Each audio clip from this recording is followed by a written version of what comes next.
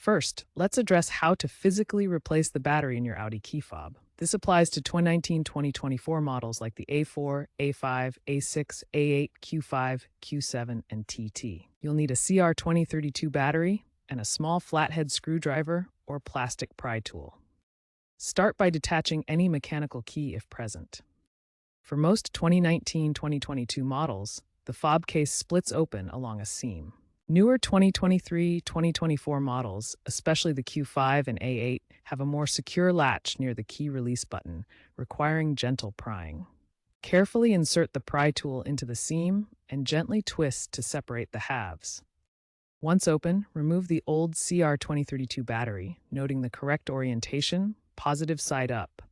Install the new battery in the same orientation. Finally, carefully snap the fob case back together, ensuring it's securely closed. Be sure to work in a static-free environment.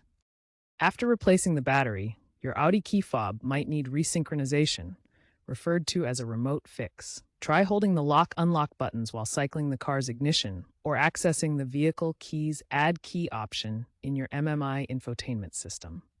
Some 2024 TT models, and potentially others, may require dealer reprogramming due to enhanced security. Looking ahead, Audi is increasingly integrating digital keys via smartphone apps like Audi Connect, reducing reliance on physical fobs and battery replacements.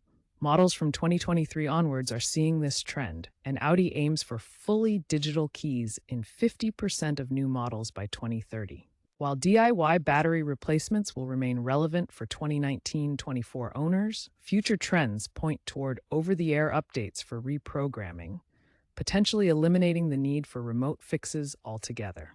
Remember to use quality batteries from reputable brands like Energizer or Duracell for best results.